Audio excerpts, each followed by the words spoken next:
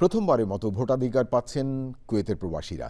এই সিদ্ধান্তে প্রবাসীদের মধ্যে যেমন রয়েছে উৎসাহ উদ্দীপনা, তেমনি ভোট দেওয়ার পদ্ধতি পোস্টাল ব্যালট নিয়ে রয়েছে জটিলতা এবং সংশয়।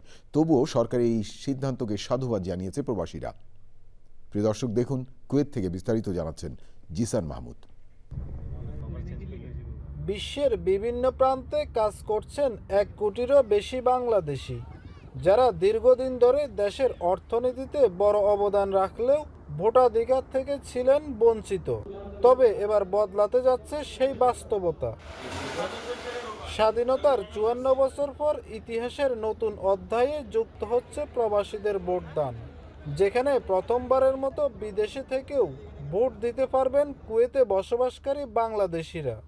দেশপ্রেমের অংশ হিসেবে আমরা ভোট দেওয়ার জন্য অপেক্ষা করতেছি। কুয়েতে প্রায় 3 লাখ বাংলাদেশি আছে, তার মধ্যে মাত্র 20,148 জন আজকে পর্যন্ত নিবন্ধন করেছেন।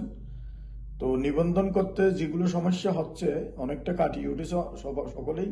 পোস্টালে ব্যালট পেপার আসা, ভোট দেওয়া, আবার ব্যালট পেপার ফেরত পাঠানো একটা প্রক্রিয়া আছে। তো ইনশাআল্লাহ সমস্যা হবে না। বর্তমান অন্তর্বর্তীকালীন সরকার তথা নির্বাচন কমিশনারকে আমি একজন প্রবাসী হিসাবে অনেকটাই ধন্যবাদ জানাচ্ছি। আপনারা প্রবাসীদের ভোটাধিকার নিশ্চিত করে পোস্টাল বিডি অ্যাপসের মাধ্যমে ভোট দেওয়ার সুযোগ সুবিধা করে দিয়েছেন। ভোটাধিকার পাওয়ার খবরে প্রবাসীদের মধ্যে আনন্দের কমতি নেই। তবে ভোট দেওয়ার পদ্ধতি হিসেবে পোস্টাল ব্যালট ব্যবস্থাকে কিছুটা জটিল মনে করছেন অনেকেই। প্রথমবারের মতো প্রবাসীরা বিদেশ থেকে ভোট দিতে পারবে, এটা নিঃসন্দেহে আনন্দের সংবাদ।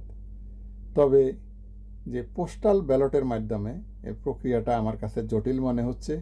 এই প্রক্রিয়ায় শতকরা 5 জন প্রবাসী ভোট দিতে পারবে কিনা আমার সন্দেহ। তবে যদি অ্যাপসের মাধ্যমে ভোটটা দেওয়া যায়, কেননা এখন সবার হাতে হাতে স্মার্টফোন আছে, স্মার্টফোনে অ্যাপ ডাউনলোড করে একটা এনআইডির নাম্বার দিয়ে একটি ভোট, অ্যাপসের মধ্যে প্রত্যেকটা প্রতীক, যতজন প্রতিদ্বন্দ্বী আছে সব প্রতিটা প্রতীক দিয়ে দিলে, যার যার পছন্দের প্রতীকে সে টিক দিয়ে দিল, বাস।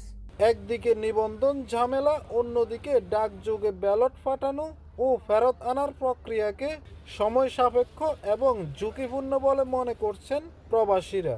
আছে ঠিকানা জটিলতা, ডাক বিলম্ব এবং ব্যালটের নিরাপত্তা নিয়েও প্রশ্ন। পোস্টাল প্ল্যাটফর্মের মধ্যে ভোট দিতে পারবো বলে আমি খুবই আনন্দিত। তবে অনেক প্রবাসী পোস্টাল অ্যাড্রেস না থাকার কারণে অনেকে নিবন্ধন করতে পারে নাই। আবার যারা কুয়েত থেকে নিবন্ধন করেছে ব্যক্তিগতভাবে, তারা অনেকে সংশয় প্রকাশ করতেছেন। প্রবাসীদের ভোটাধিকার গণতন্ত্রের পথে একটি গুরুত্বপূর্ণ অগ্রযাত্রা। জটিলতা কাটিয়ে প্রথম ভোট যেন হয় সবার জন্য সহজ ও অংশগ্রহণমূলক, এটাই প্রত্যাশা কুয়েত প্রবাসীদের। Zisan Mahmud, channel I, Kuwait.